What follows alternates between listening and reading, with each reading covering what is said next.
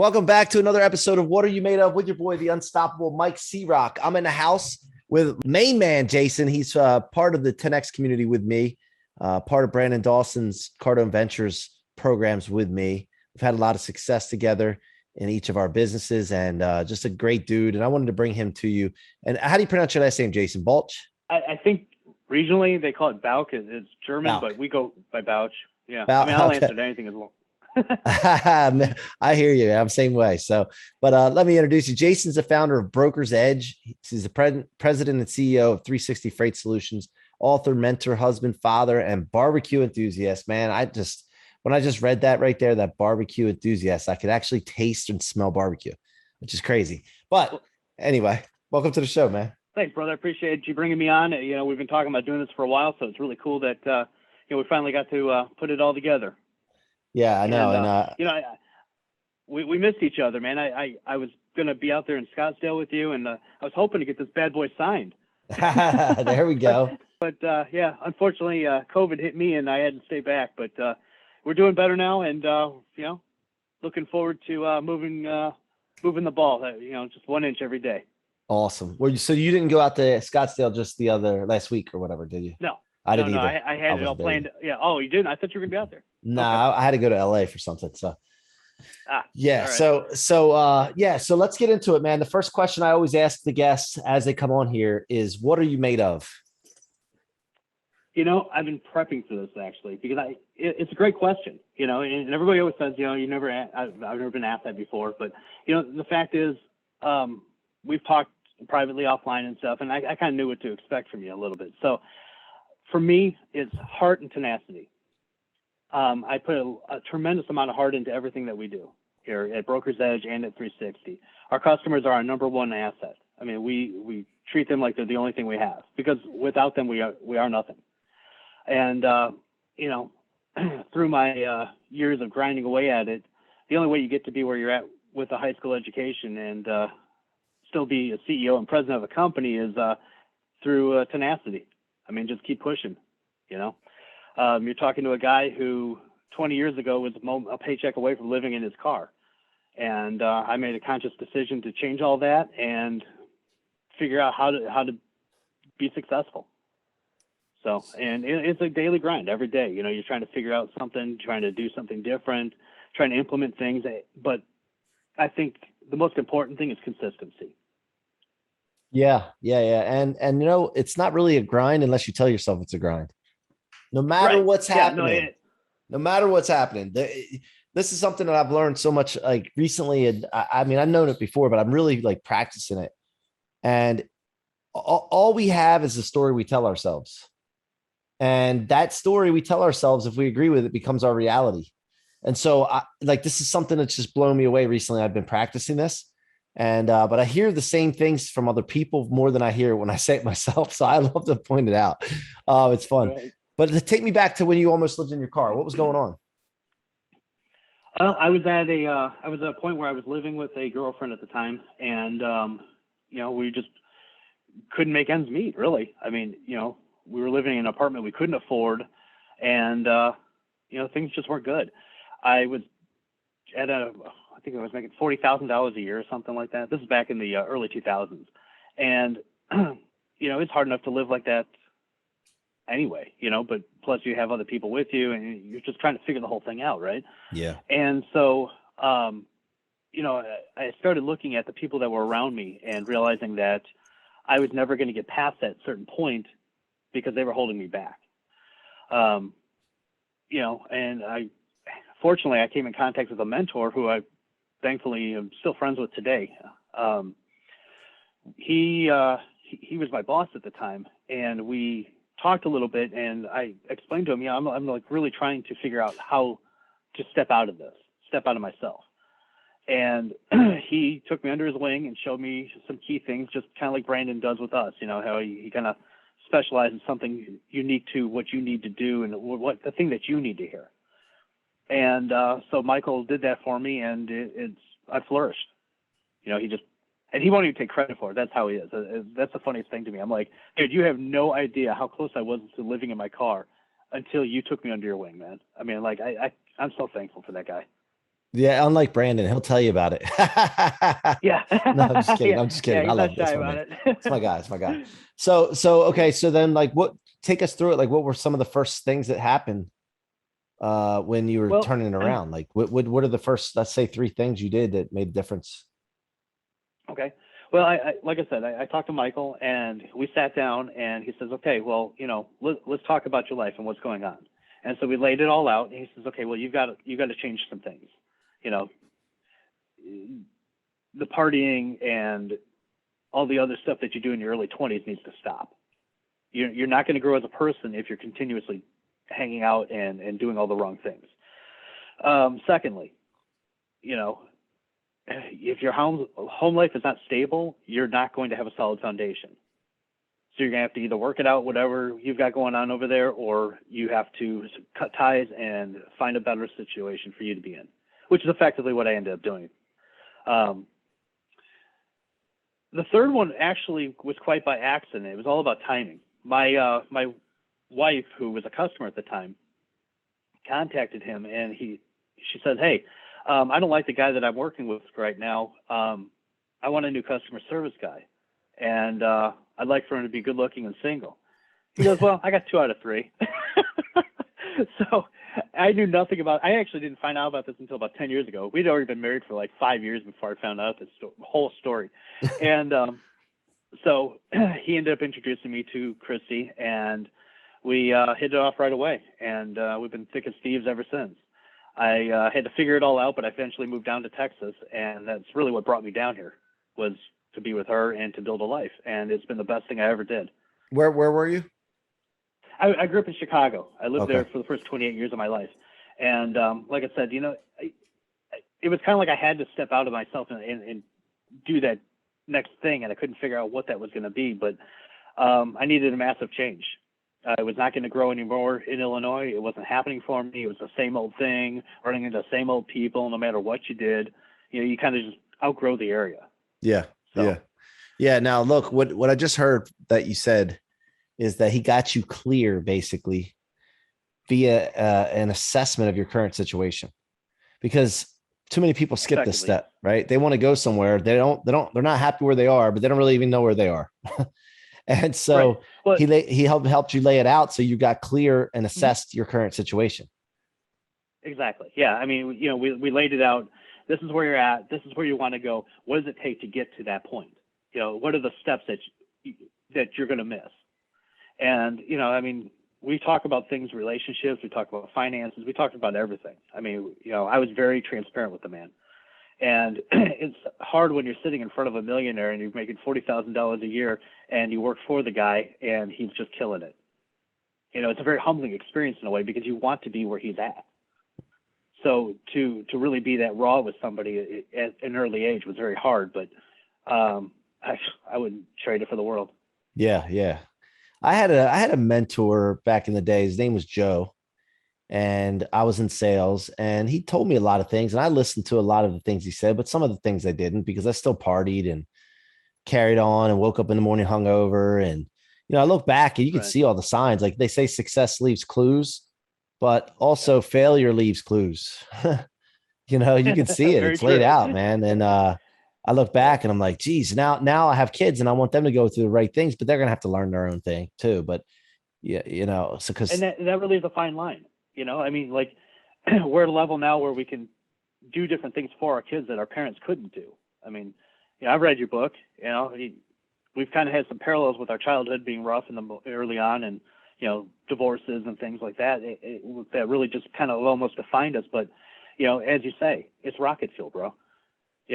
I mean, a lot of the success I have was driving to prove my dad wrong about who I was. so take us back and way back. Start from the beginning. Let us know. Let me hear the story. Oh boy. Well, it's not just one story. It's actually a collection of stories.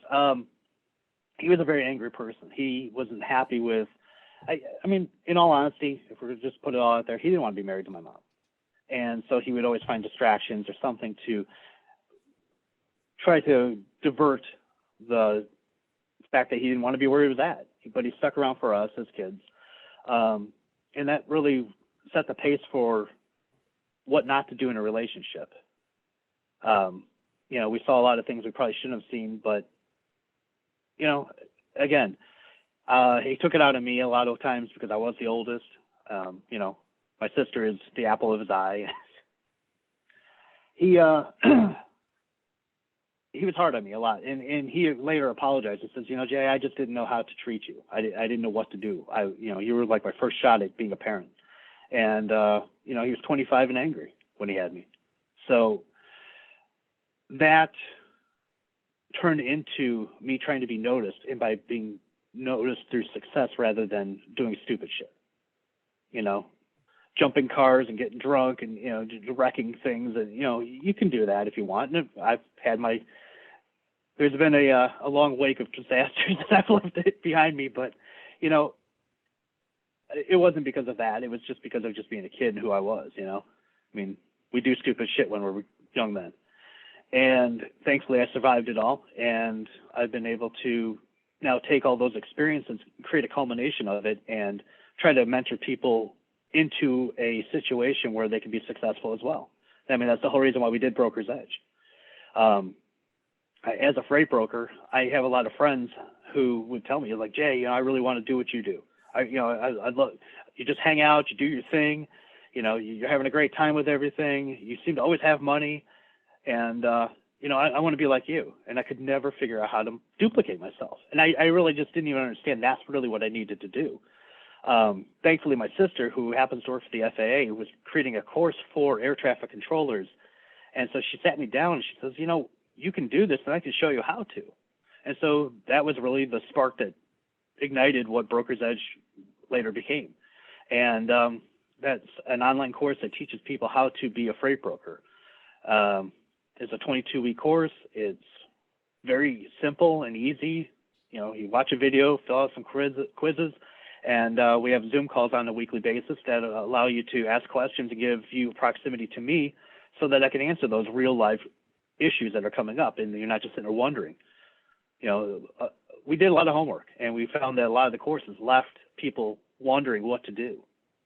You kind of just, here's some information, go forth and be merry. And that's just, it's not going to work. You need to be able to come back to the mentor and say, hey, I got a question. This doesn't work. This happened this way. What do I do? And so we want to make sure that connection's still there. But,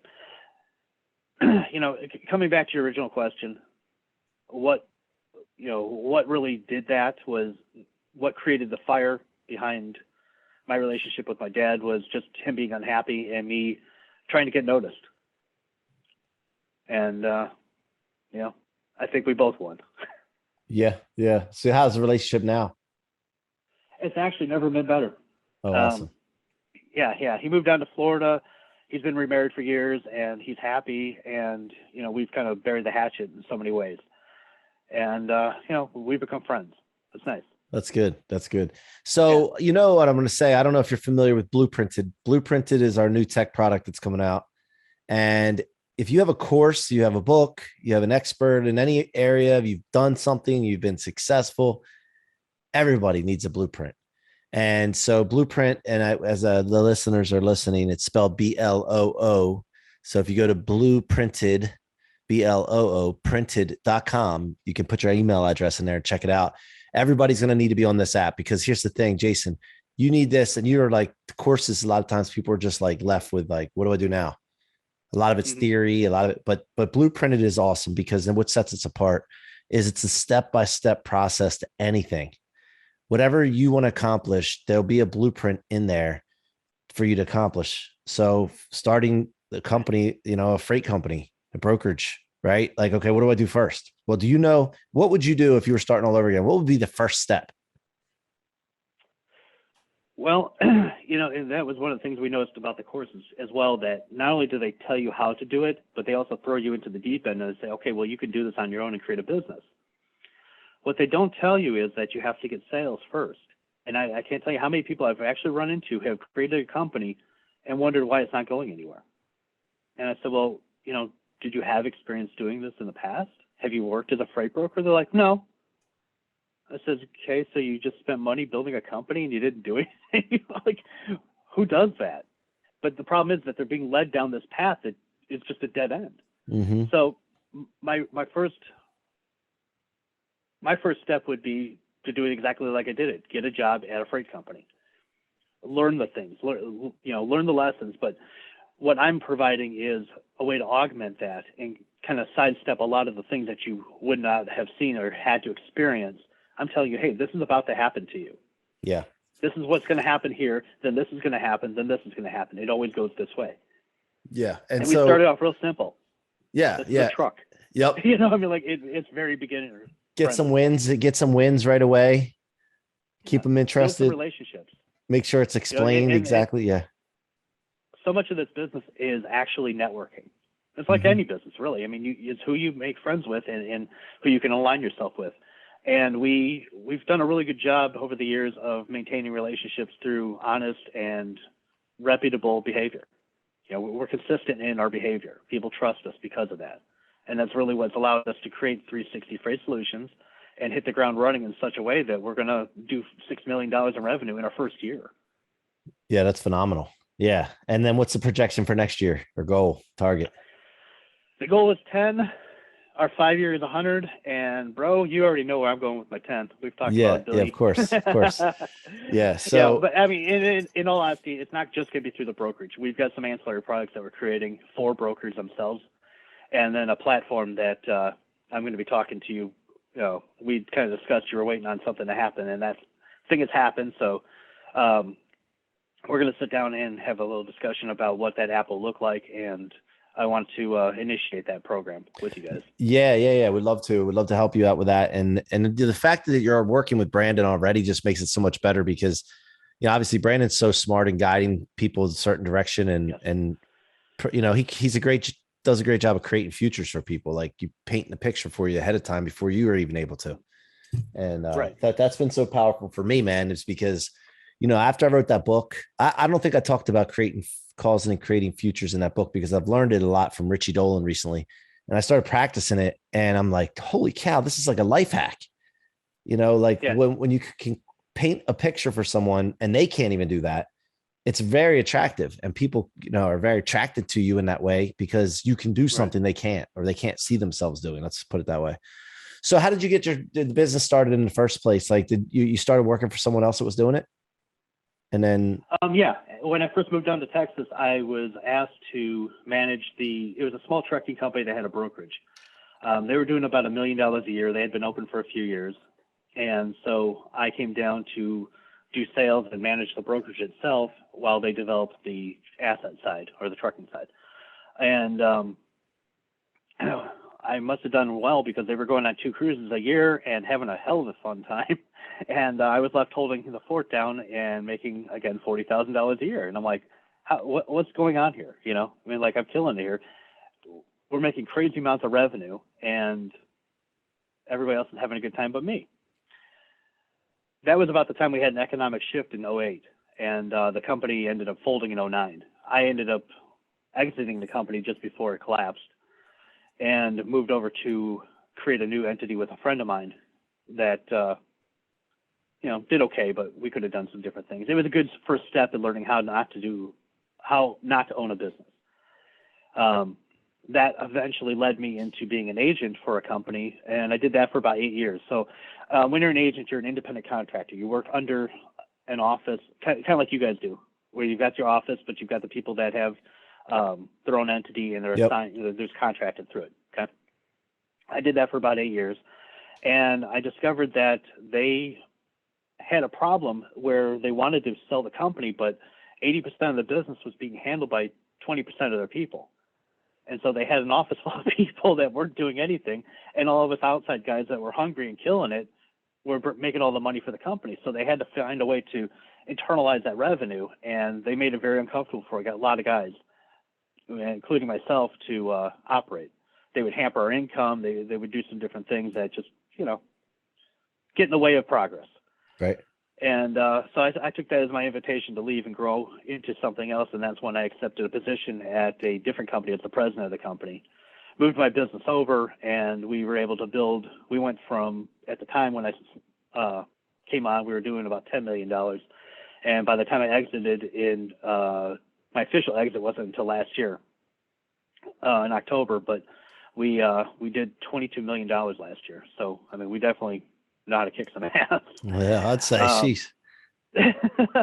Well, I mean, COVID was good to us, in all honesty. You know, some industries flourished like ours, others really suffered, unfortunately. Yeah. But our customer base was primarily food and cardboard boxes that were pretty much going to Amazon.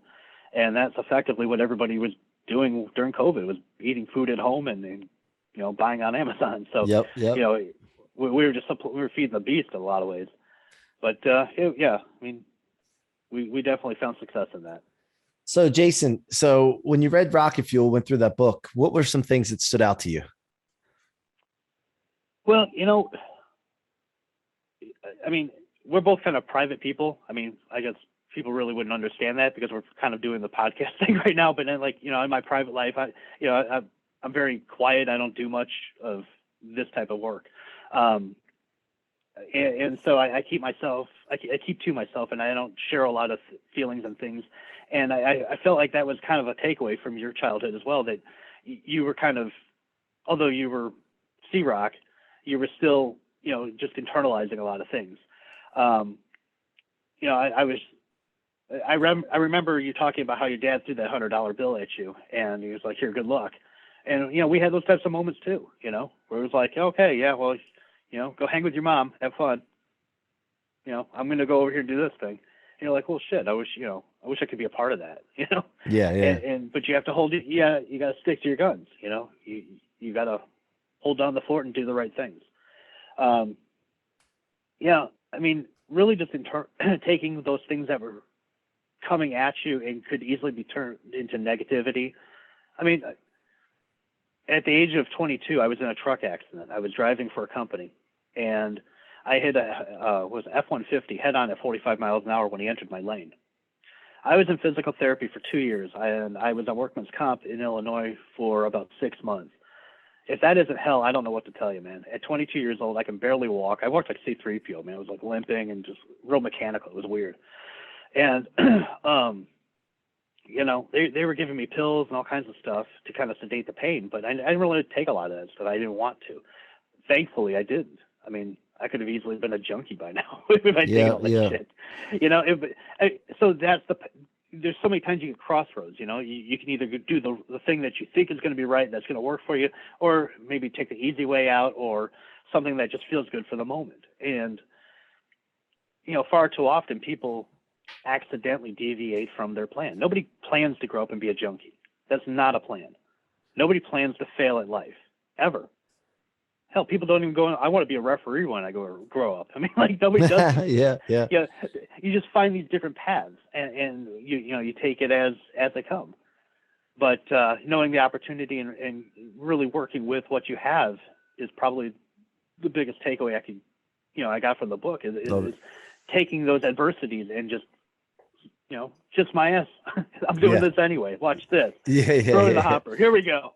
I love that. I'd love to get people's take on it because everybody's got a different point of view from it or different takeaway from it. It's awesome to, you know, the work that was put in. It's not like a literary piece of, like, it's not like I'm not a literary genius, but it's raw and it is what it is. And I just love to hear people's thoughts on it. So now I wanted to ask you something else. What it just slipped my mind, but what's the best way for people to reach you if they're interested in the type of business you do or your coaching or whatever? What's the best place for them to reach you?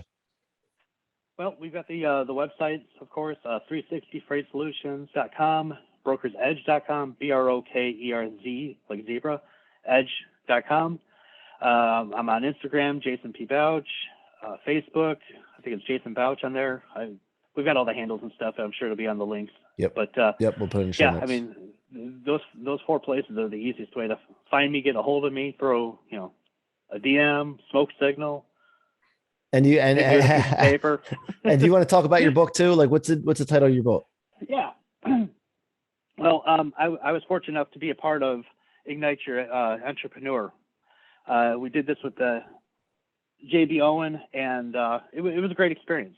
I was really happy to hear that Brandon Dawson was going to do the forward. So when she approached me about it, I was like, yeah, I'm in. Awesome. She's like, that was easy. I'm like, yeah, that was a no-brainer, right? So the cool thing was you worked with Carolyn on Rocket Fuel, and I had already been working with Carolyn on a totally different project but it's about my story. And so I had already kind of pretty much written the part that JB wanted for the book. Yeah. So, they give you like, 2 months to get everything done. I'm like, here you go. She goes, what? I'm like, yeah, it was already part of another project. She goes, oh, all right. So, Perfect. the whole process went really easy. Yeah, it was great. And, it was a great way to get our brand out there and to talk about different things and, just kind of a snapshot of my life. I started off exactly where the accident started, right after I hit the car and I'm in the ditch and the radiator's spewing smoke and all this other shit's going wrong, What was that? What did that feel like hitting somebody at 47,000, not thousand, 40? Man, I got big numbers in my head, man. 40 miles an hour. Shit, man. I don't want to say 40. I want to say, I'm always saying thousands or millions, man. What was that like 40 miles an hour? It's scary because it's like they say, time slows down, right? And you start getting snapshots of things, right? And so I remember seeing what happened, downshifting the truck with my right hand, standing on the clutch, and I'm really just banging it into gears, trying to get the truck to slow down. And I can see that I'm going to hit this guy head on, and I turn the truck to the left or to the right at the last minute. And as I hit him, I think, holy shit, did I just create this accident? I thought it was my fault at first, because you're like, you're responsible for this piece of equipment. It's massive, right? What was it? It was actually 24 foot straight truck. Okay. So it wasn't really that bad, but it could have been a lot worse. I wasn't driving like a semi or anything, but yeah. I didn't look where I was putting it. I just cranked the wheel to the right. Thankfully, I parked it right between two trees, hit a ditch, and the truck stopped abruptly. And I remember falling forward, and because I was turned like this, my shoulder hit the side window, and so my whole body was turned when I hit the impact, and it created like a weird curvature in my spine, and elongated everything. That's why I had herniated disc in my neck. I had lesions on my spinal cord, and both sciatic nerves were messed up. And to this day, I still have problems with my neck and my lower left side of my back from this accident. Gotcha. And then how about the other guy? Well, the other guy, turns out he had been drinking a near beer in the truck, and the way he ended up in my lane was he had rear-ended an off-duty cop, and so when he hit the back end of his pickup truck, he somehow ended up in my lane. Okay. And I just was coming right at him. It was too close to do anything but what we did. Wow. And he was basically in paralysis. He was squared on me. So, I would have put it through the windshield if I had hit him head on. Wow. They even told me, like, Jason, you saved that guy's life, man. Wow, man. Well, I don't want to end the show with just that. So what are some, give me some what are your final words? Like, give me some final words, like final things to leave the audience, man. Like, I was thinking about this last night, and, one of the things, my audience tends to be a little bit younger, on the younger side. Our market really is more towards like, people are getting out of high school and college, don't really know what they're doing. They've graduated. They can't find a job in the chosen field that they're in, and they need to make money because they have got an assload of debt now, Right. So, watching my daughter go through school, the first 4 years has cost her, with room and board and everything, $250,000. And the college acts like that's normal. I'm like, that's normal, huh? That's what happens? Okay. So, we talk about the lids a lot, with John Maxwell's Law of the Lids.